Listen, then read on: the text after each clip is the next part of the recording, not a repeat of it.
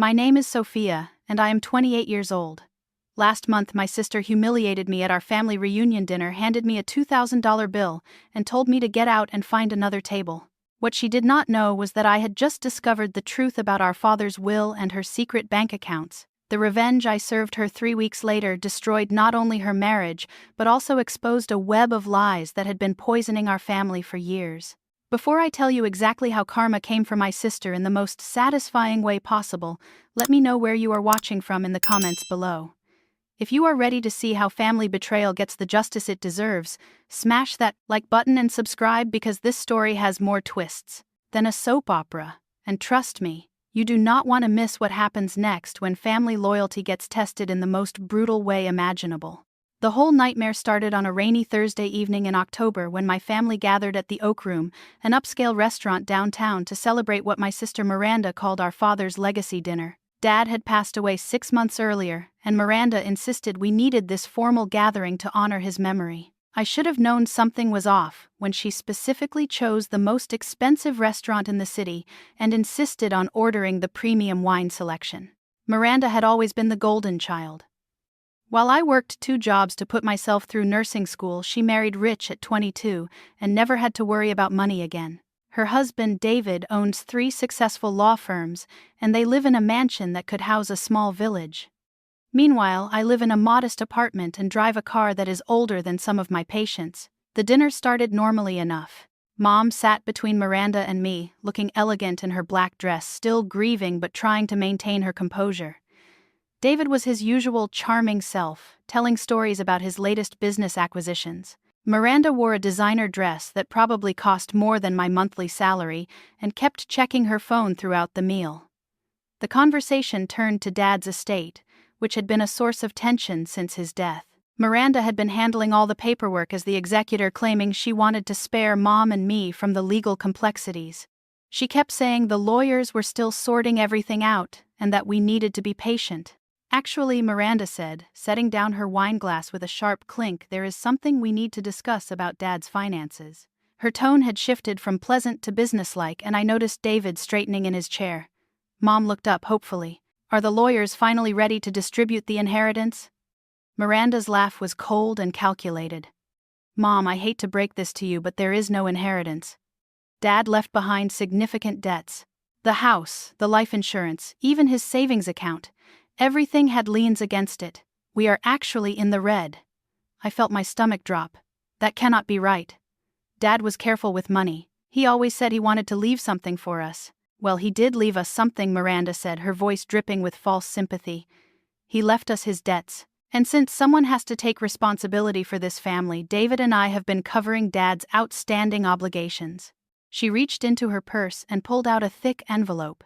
This is your portion of what we have had to pay out. She slid it across the table to me with a smug smile. $2,000 for various medical bills, credit card debt, and funeral expenses that exceeded what his insurance covered. I opened the envelope with shaking hands. Inside were official-looking invoices and a handwritten note from Miranda itemizing my share of the expenses. The numbers swam before my eyes as the restaurant suddenly felt too hot, too loud, too overwhelming. I do not understand, I whispered. $2,000, I cannot afford this right now. Miranda's expression hardened. Well, you are going to have to figure it out, Sophia. Family obligations do not wait for your convenience. David and I have already covered your portion temporarily, but we expect repayment within 30 days. The entire restaurant seemed to quiet around us, though I knew it was just my shock, making everything feel surreal. Other diners continued their conversations, completely unaware that my world was crumbling at table 12. Sweetie, Mom said, gently reaching for my hand. Maybe we can work out a payment plan, Miranda cut her off. No payment plans. This is not a charity case. Sophia is a grown woman with a job. She can take out a loan or pick up extra shifts. The rest of us should not have to subsidize her inability to plan ahead. That was when she said the words that would haunt me for weeks. Honestly, if you cannot handle adult responsibilities, maybe you should get out and find another table. This conversation is clearly above your maturity level. The humiliation burned through me like acid. Other patrons were starting to stare as Miranda's voice carried across the dining room. I grabbed my purse and stood up my chair, scraping loudly against the hardwood floor. Fine, I managed to say, my voice barely steady. I will find the money. As I walked toward the exit, I heard Miranda telling Mom, someone had to be the adult in this situation. Sophia has always been irresponsible with money. I spent the entire drive home crying and trying to figure out how I was going to come up with $2,000. My savings account had maybe $300, and I was already working overtime at the hospital just to cover my basic expenses. The idea of taking on debt because of Dad's supposed financial irresponsibility felt like a betrayal of everything I thought I knew about him. But something nagged at me about Miranda's story. Dad had been meticulous about his finances for as long as I could remember. He balanced his checkbook to the penny and always warned us about the dangers of debt. The man who taught me to save every receipt and never spend money I did not have, suddenly leaving behind crushing financial obligations. It did not add up. That weekend, I decided to do some investigating. I started by calling Dad's bank, thinking maybe I could get some clarity on his account status. The customer service representative was initially reluctant to share information, but when I explained I was his daughter dealing with estate issues, she put me on hold to check with a supervisor. What she told me when she came back changed everything. "Ma'am, I can confirm that your father's accounts were closed in March, but not due to debt. The accounts were closed because all funds were transferred to another account holder. According to our records, the transfer was initiated by someone with power of attorney." My blood turned cold. Who had power of attorney? I cannot give you that information over the phone, but I can tell you that a substantial amount was transferred, over $40,000 from his savings and checking accounts combined. I hung up the phone with trembling hands. $40,000. Miranda had told us Dad died broke, but he had actually left behind enough money to pay for his funeral 3 times over and still leave each of us a decent inheritance. Miranda had been lying. The revelation about Dad's money hit me like a physical blow, but instead of breaking down, I felt something cold and calculating settle over me. For the first time since that humiliating dinner, my mind was crystal clear. Miranda had not just embarrassed me in public. She had stolen from our family and manipulated our grief for her own gain. I spent the next 3 days methodically gathering evidence. My first stop was the county courthouse, where death certificates and estate filings are public record. What I found there made my stomach turn. Dad's will, filed just 2 weeks after his death, listed Miranda as the sole beneficiary of his estate. But there was something odd about the document. The signature looked shaky, nothing like Dad's usual confident handwriting. I took photos of everything with my phone, and then drove to Dad's old neighborhood to talk to his closest friend, Mr. Peterson, who lived next door for over 20 years. If anyone would know about Dad's final months, it would be him. Mr. Peterson invited me in for coffee, his weathered face immediately creasing with concern when I mentioned the estate issues. "Your father was worried about something those last few weeks," he admitted, settling into his worn recliner. "He kept saying Miranda was pressuring him about money, wanting him to sign papers. He was confused about a lot of things near the end, but he was adamant that he wanted to leave something equal for you and your mother." "Did he ever mention changing his will?" I asked, pulling out my phone to record our conversation with his permission. "Actually, yes. He came over here one evening in February, maybe 6 weeks before he died. He was upset because Miranda had brought some lawyer to the house, said it was time to simplify his affairs. Your dad did not trust it. He told me he had already written a will years ago that split everything between you, your mother, and Miranda equally. He said Miranda was trying to convince him the old will was not legal anymore." Mr. Peterson leaned forward, lowering his voice. "Sophia, your father was getting forgetful, but he was not stupid. He asked me to witness him calling his original lawyer to confirm his will was still valid. I was sitting right here when he made that call. The lawyer assured him his will was perfectly legal and that no changes were necessary unless he specifically wanted to make them." My pulse quickened. "Do you remember the lawyer's name? Bernard Hutchins. Nice man, handled your parents' legal affairs for 15 years. Your father trusted him completely." I thanked Mr. Peterson and immediately called Hutchins's law office. When I explained who I was, the receptionist put me through to Mr. Hutchins right away. "Sophia, I am so sorry for your loss," he said warmly. "Your father was a good man."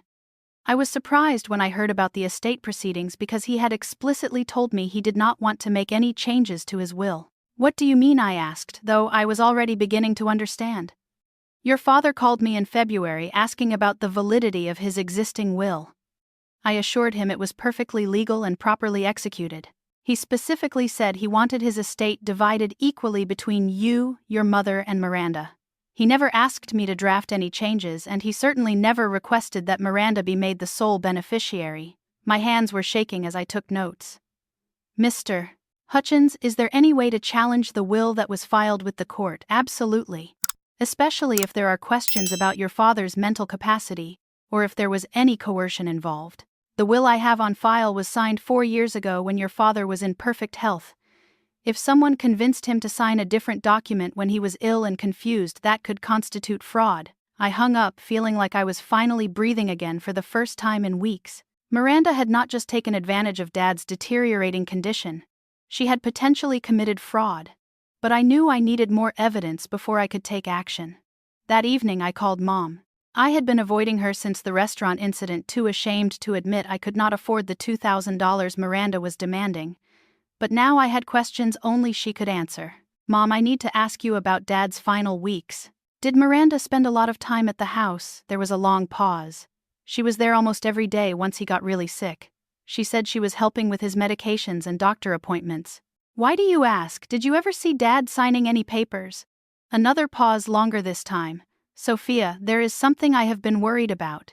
One afternoon I came back from the grocery store and found Miranda in Dad's study with some man I did not recognize. They had papers spread all over his desk and Dad looked confused and upset. When I asked what was going on, Miranda said it was just insurance paperwork. What happened then? The man left quickly and Miranda said she would handle everything. She told me not to worry Dad about financial matters because the stress was not good for his heart. But Sophia, your father was crying after they left. He kept saying he had made a terrible mistake, that he should have waited for his real lawyer. The pieces were falling into place and the picture they formed made me furious. Miranda had manipulated our dying father into signing documents he did not understand, then used his death to cover her tracks. She had probably planned the whole thing, knowing Dad's illness would make it impossible for him to fight back. But Miranda had made one crucial error: she had underestimated me. I spent the rest of the week building my case. I copied Dad's original will from Hutchins' office. I gathered medical records showing Dad's declining cognitive function in his final months. I documented every conversation with witnesses who could testify about Miranda's suspicious behavior. Most importantly, I opened a case with the district attorney's office for elder fraud. The prosecutor I spoke with, a sharp-eyed woman named Jennifer Walsh, reviewed my evidence and immediately saw what I saw. This looks like a clear case of undue influence and possible forgery, she said, studying the two wills side by side. The signatures are completely different and the timing is suspicious. Your sister obtained power of attorney just weeks before your father's death, then immediately moved his money into accounts she controlled. What happens now? I asked. We investigate. And if we find what I think we are going to find, your sister is going to face serious criminal charges. Elder fraud is a felony, and the evidence you have provided gives us probable cause for a full investigation. As I left the prosecutor's office, I felt a savage satisfaction building in my chest. Miranda thought she was so smart, so untouchable in her mansion with her lawyer husband and her stolen money. She had humiliated me in public and tried to make me pay for her crimes. But she was about to learn that stealing from family comes with consequences she never saw coming. The week following my meeting with the prosecutor was a masterclass in strategic patience. While Miranda continued to text me increasingly aggressive demands for the $2,000, I was quietly building an army of allies and evidence that would bring her world crashing down. My first ally came from an unexpected source: David's law firm. I had remembered Miranda mentioning that David specialized in estate law, which meant his firm would have handled the probate paperwork for Dad's estate. If there were any irregularities in the documentation, someone at his firm would have noticed. I called the firm, pretending to be a potential client interested in estate planning services. The receptionist connected me with David's junior partner, a woman named Lisa Chen, who handled most of the probate work. When I mentioned that I was calling because of some concerns about my father's recent estate settlement, she immediately became cautious. I am sorry, but I cannot discuss specific cases, she said professionally. Client confidentiality, you understand. Of course, I replied smoothly. I am not asking about details. I am just wondering if your firm typically handles cases where there are questions about document authenticity or elder coercion. There was a long pause. Can I ask who referred you to our firm? Actually, my brother-in-law David suggested I call. He said your firm had recently handled some complicated probate work for my family. Another pause, then Lisa's voice became more careful. Ma'am, I think there might be some confusion. Mr. Morrison specifically told our firm not to handle any probate work for his family due to conflict of interest concerns. All of his in-law estate matters are being handled by external counsel. My heart stopped. David had refused to let his own firm handle Dad's probate, claiming conflict of interest, but Miranda had told us he was personally overseeing everything to save the family money on legal fees. Another lie. I see, I said carefully. Could you tell me who the external counsel is? I would like to contact them directly. I am sorry, but I do not have that information. You would need to ask Mr. Morrison directly. After I hung up, I sat in my car outside the law firm for 20 minutes processing what I had just learned. David knew something was wrong with Dad's estate, which was why he had refused to handle it professionally. But he had allowed Miranda to proceed with whatever scheme she was running, making him an accessory to her fraud. This was bigger than just Miranda stealing from Dad. This was a conspiracy involving her husband, a respected lawyer who should have known better. My next stop was the bank where Dad's accounts had been transferred. Armed with my power of attorney paperwork from the original estate filing, I requested a complete transaction history for Dad's accounts in the 6 months before his death. The bank manager, a middle-aged man named Robert Torres, was initially reluctant to provide the information. But when I explained that I was working with the district attorney's office on a potential fraud investigation, he became much more cooperative. I remember this account, he said, pulling up the records on his computer. The activity in the final months was unusual. Your father had been making regular deposits from his pension and Social Security, very consistent patterns, but starting in January there were several large withdrawals that did not match his historical behavior. What kind of withdrawals? Cash withdrawals of $500 to $1,000 almost weekly?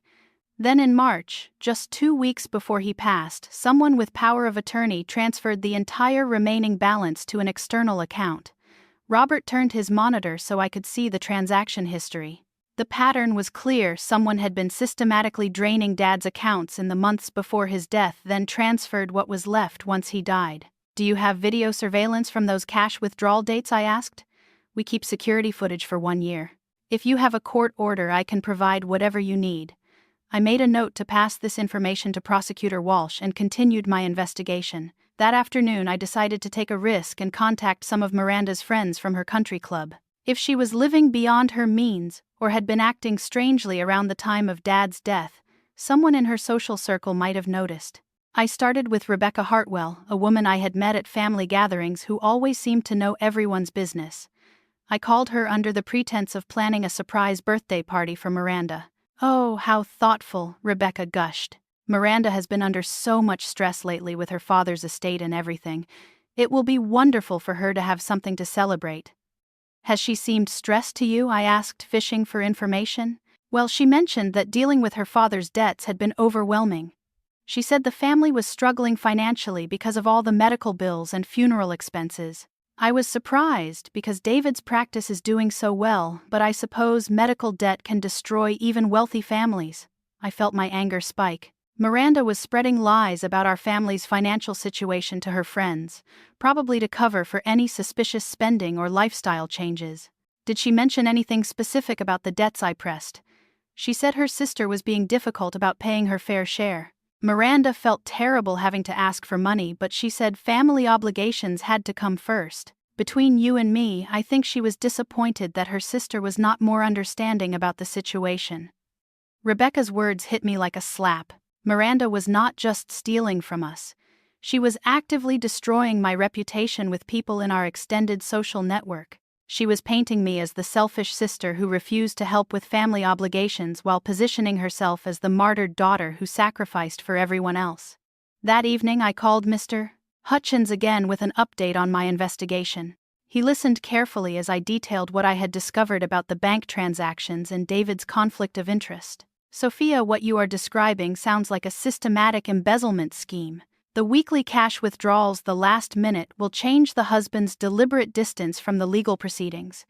This was planned and executed over several months. What should my next step be? Document everything you have found and turn it over to the prosecutor. But I would also recommend hiring a private investigator to fill in any gaps in the timeline. If Miranda was this calculating about your father's estate, there might be other financial irregularities in her life that could support your case. The private investigator I hired was a former police detective named Marcus Thompson, who specialized in financial crimes. Within 3 days, he had uncovered information that made my head spin. Miranda and David were in serious financial trouble. David's law firm was being investigated by the state bar for questionable billing practices. They had taken out a second mortgage on their mansion 6 months ago. Miranda's credit cards were maxed out, and they had borrowed against David's retirement accounts. Most damning of all, Marcus discovered that Miranda had opened several new accounts in different banks right around the time Dad died, depositing amounts that matched the withdrawals from Dad's accounts. Your sister was desperate, Marcus explained during our meeting. Her husband's legal troubles put their entire lifestyle at risk. Taking your father's money was not just greed, it was survival for them. As I drove home from that meeting, I felt the final pieces of my strategy clicking into place. Miranda had not just committed fraud, she had done it out of desperation, which meant she would be even more dangerous when cornered. But I was ready for her. Tomorrow I was going to spring my trap. But first I needed to warn Mom about what was coming. Because when this story broke, it was going to shatter our family in ways we might never recover from. The question was, would the truth be worth the destruction it would cause? Looking at the evidence spread across my kitchen table, bank statements, witness testimonies, private investigator reports, I knew there was only one answer.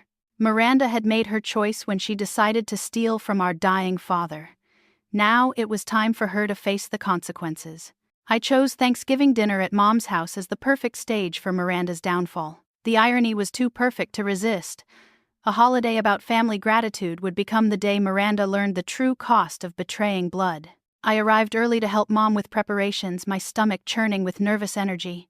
In my purse, I carried copies of every piece of evidence I had gathered, the original will bank records, witness statements, and photos of the forged documents. Prosecutor Walsh had given me permission to confront Miranda directly, hoping she might confess or say something incriminating that could strengthen their case. Miranda swept in fashionably late, wearing a designer coat that probably cost more than my monthly rent. David followed behind her, looking uncomfortable and avoiding eye contact. They brought an expensive bottle of wine and a bouquet of imported flowers, gifts that I now knew were purchased with Dad's stolen money. "Sorry we're late," Miranda announced, air-kissing Mom's cheek. "David had an emergency client call. You know how demanding his practice can be." I bit my tongue, remembering what the private investigator had told me about David's demanding practice being under investigation by the state bar. Dinner conversation was strained. Miranda kept checking her phone and making passive-aggressive comments about the simple meal Mom had prepared. She complained about the wine selection and suggested that next year we should invest in quality for family gatherings. Every word out of her mouth was a knife twisted in the wound of her hypocrisy. Finally, as Mom was clearing the main course, Miranda brought up the topic I had been waiting for. "Sophia, I hate to bring this up during dinner, but it has been over a month since we discussed Dad's debts. I need that $2,000 by next Friday, or David and I will have to consider legal action to recover what you owe."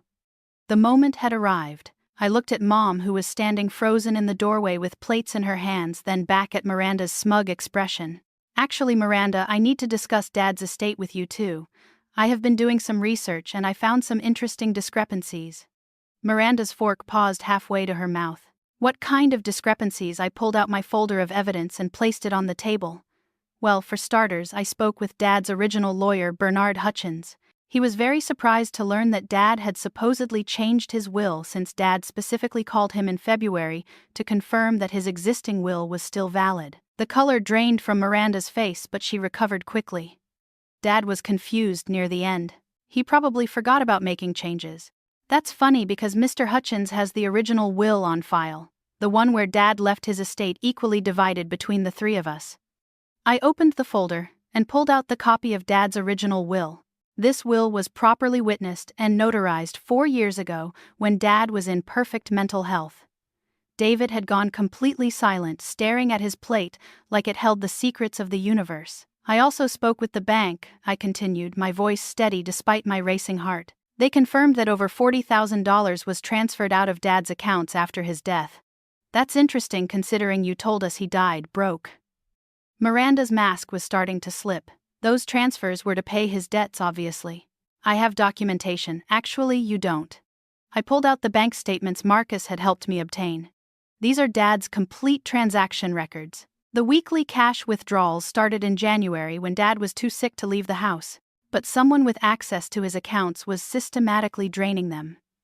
Mom had set down the plates and was now standing behind my chair reading the documents over my shoulder. I heard her sharp intake of breath as she saw the evidence.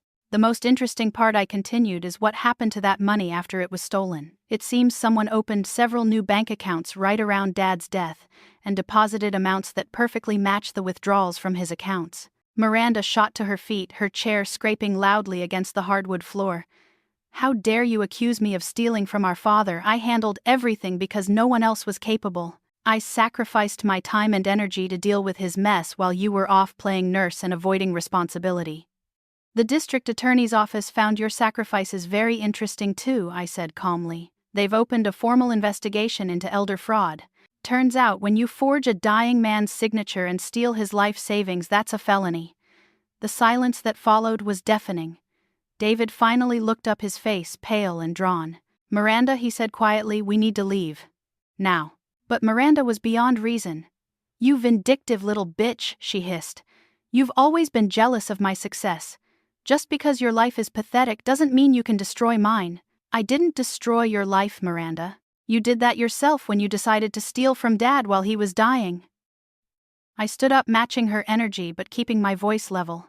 The prosecutor estimates you took over $50,000 when you include the cash withdrawals and the money that should have gone to Mom and me. That's grand theft, elder abuse, and fraud. Mom finally found her voice. Miranda, is this true? Did you take your father's money? Miranda spun around to face our mother, desperation creeping into her voice. Mom, she's lying. Sophia has always been dramatic. She can't accept that Dad wasn't the financial genius she thought he was. Then explain this, I said, pulling out the final piece of evidence Marcus had uncovered. Your new bank accounts opened in March with deposits that total exactly $43,800, the same amount that disappeared from Dad's accounts. David stood up abruptly. We're leaving. Miranda, get your coat. No, Miranda shouted. I won't let her destroy everything I've worked for with her lies and jealousy. But it was too late. The truth was out and everyone in the room knew it. Mom was crying, David was frantically gathering their things, and Miranda was finally realizing that her carefully constructed lie had collapsed completely. As they rushed toward the door, Miranda turned back one last time. You think you've won something here, Sophia. Wait until you see what happens next. David will make sure you never see a penny of that money, and I'll make sure everyone knows what kind of person you really are. I'm exactly the kind of person who stands up to thieves, I replied. Even when they're family. The door slammed behind them, leaving Mom and me alone in the devastated aftermath of our Thanksgiving dinner. But for the first time in months, I could breathe freely. The truth was finally out, and Miranda would face the consequences of her choices. Justice was coming, and it was going to be served ice cold. The week following our explosive Thanksgiving confrontation was like watching a carefully orchestrated demolition. Everything Miranda had built her life around began crumbling in spectacular fashion, and the ripple effects reached far beyond what I had anticipated. Monday morning, I received a call from Prosecutor Walsh. Miss Johnson, I wanted to update you on the investigation. After reviewing the evidence you provided, we've obtained warrants for your sister's bank records and financial documents. We're also issuing subpoenas for witnesses, including the bank employees who processed the suspicious transactions. What happens next? I asked, still processing the reality that my sister was about to face criminal charges. We'll be making an arrest within the next few days. Elder fraud carries serious penalties in this state, up to 10 years in prison and substantial fines. Given the amount stolen and the vulnerable victim status, the judge is likely to set high bail. That afternoon, Mom called me in tears. Sophia, Miranda came by the house this morning. She was hysterical, begging me to call you and make you drop the charges. She kept saying it was all a misunderstanding, that she was just protecting Dad's money from creditors. What did you tell her? I told her the truth. That I couldn't protect her from the consequences of what she did to her own father. She screamed at me, Sophia. She called me weak and said I was choosing you over her. Then she stormed out and said I would regret taking your side. The pain in Mom's voice broke my heart. This was the collateral damage I had feared. Our family being torn apart by Miranda's crimes and my decision to pursue justice. But I knew that letting Miranda get away with elder abuse would have been a different kind of family destruction. Tuesday brought more devastating news. Marcus, the private investigator, called with an update that made my jaw drop. "Your brother-in-law is in serious trouble," he reported. "The state bar investigation I mentioned, they've found evidence that David's firm has been embezzling client funds. It looks like your sister's theft wasn't an isolated incident. They've been running financial scams for at least 2 years. Are you saying David knew about Miranda stealing from Dad?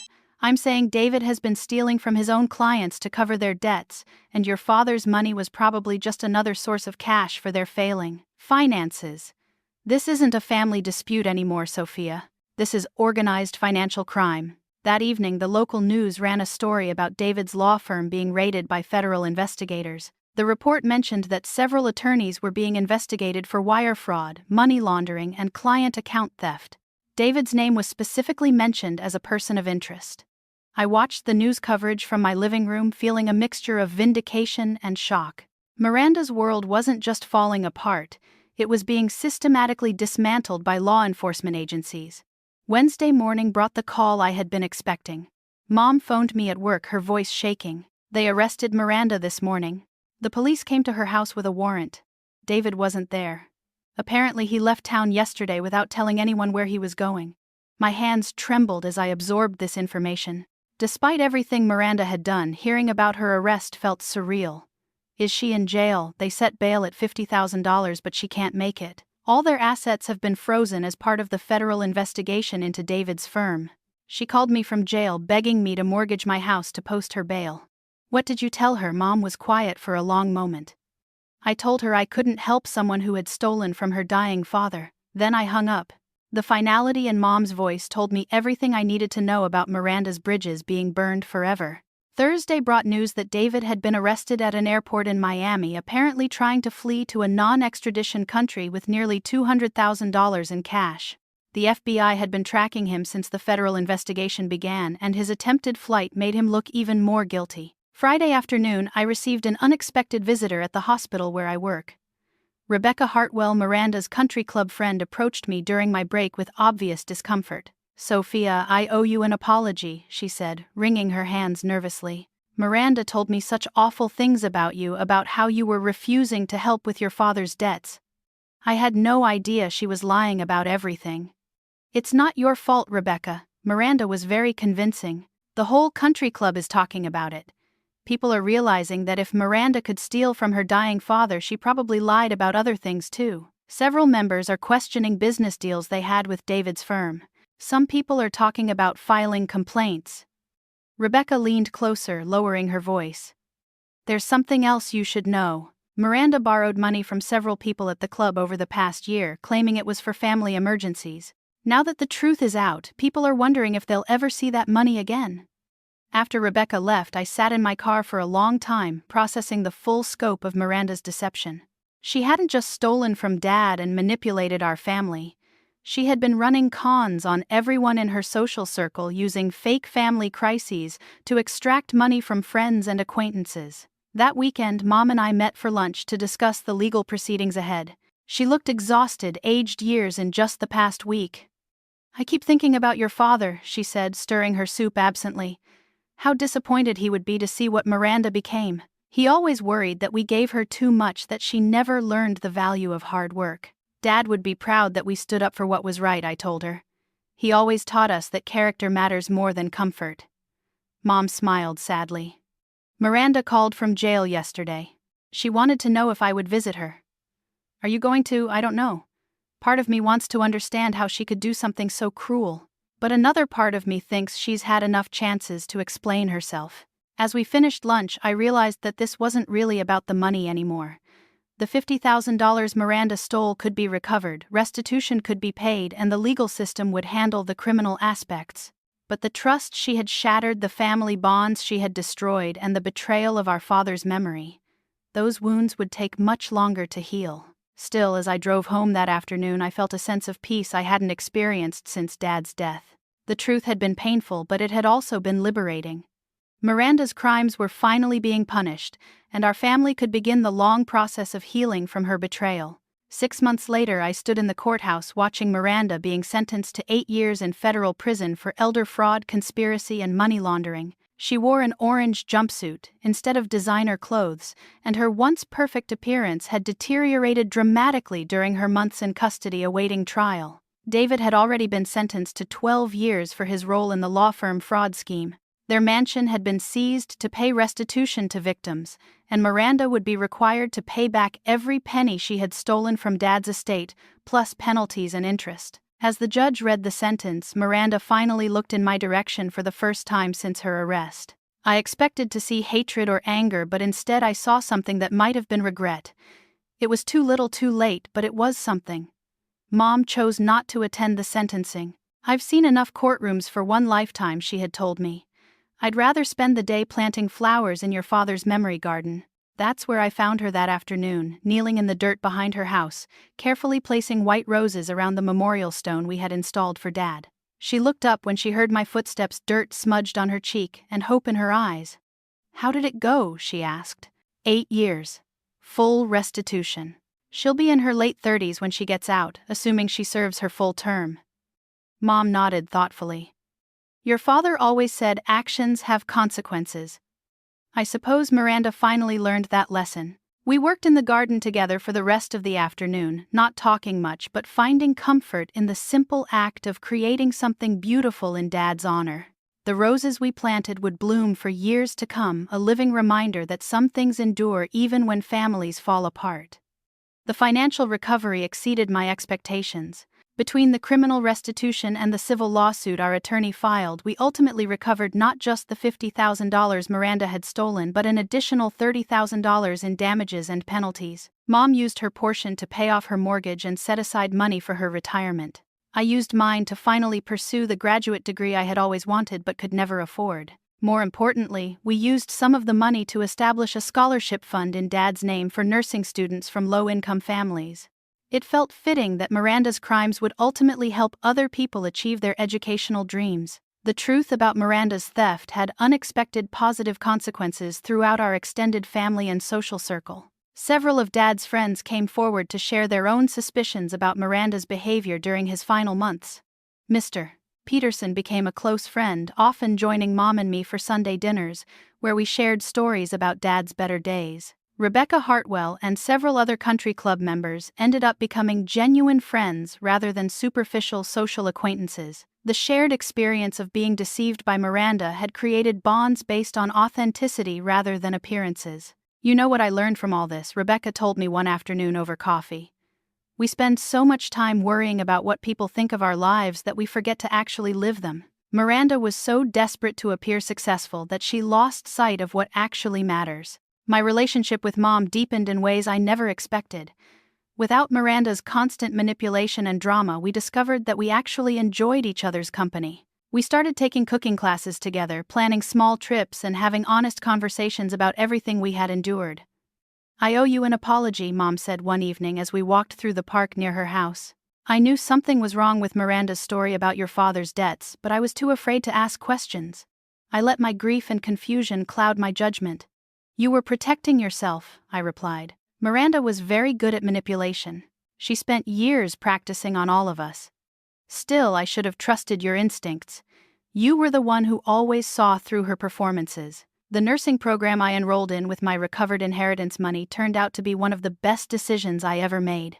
Specializing in elder care felt like a natural extension of the justice I had sought for Dad. Every patient I helped became a small victory against the kind of abuse Miranda had perpetrated. My supervisor, Dr. Martinez, often praised my ability to spot signs of financial elder abuse among our patients. "You have an intuitive sense for these situations," she told me during one of my evaluations. "Have you considered specializing in elder advocacy?" The suggestion led to my current role as a patient advocate at the hospital, where I help families navigate complex medical and financial situations.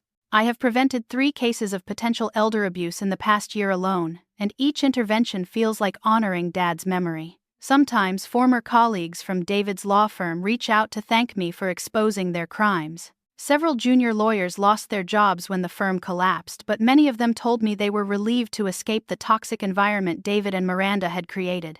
"We knew something was wrong," one young attorney told me. but they were so good at making us feel like we were the problem. You gave us permission to trust our instincts. As for Miranda herself, I received one letter from her during her first year in prison. It was 3 pages of self-justification mixed with half-hearted apologies, claiming she had been under tremendous stress and that she never meant to hurt anyone. She asked if I would consider advocating for early parole based on our family connection. I never responded to the letter. Mom and I have created new holiday traditions that feel authentic rather than performative. Instead of expensive restaurant dinners, we volunteer at the local shelter on Thanksgiving. Instead of elaborate gift exchanges, we donate to Dad's scholarship fund in each other's names. These celebrations feel infinitely more meaningful than anything we shared when Miranda was orchestrating family gatherings.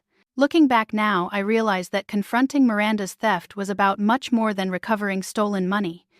It was about refusing to let fear and false loyalty enable continued abuse. It was about choosing truth over comfort, justice over false peace. The courage to stand up to family when they are wrong is one of the hardest things anyone can do. We are conditioned from childhood to believe that blood loyalty trumps everything else, that family problems should be handled privately, that keeping peace is more important than seeking justice. But sometimes family members are just people who happen to share your DNA, and some people, regardless of their relationship to you, will exploit your love and trust for their own gain. When that happens, protecting yourself and other potential victims becomes more important than protecting family harmony. Have you ever had to choose between family loyalty and doing what was right? Have you seen karma catch up with someone who thought their family connections would protect them from consequences? I would love to hear your stories in the comments below.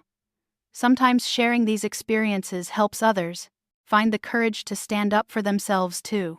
If this story resonated with you, please hit that like button and subscribe for more real-life drama and justice stories. Share this with anyone who might need to hear that it is okay to hold family accountable for their actions even when it is painful. Thank you for listening to my family's journey from betrayal to justice.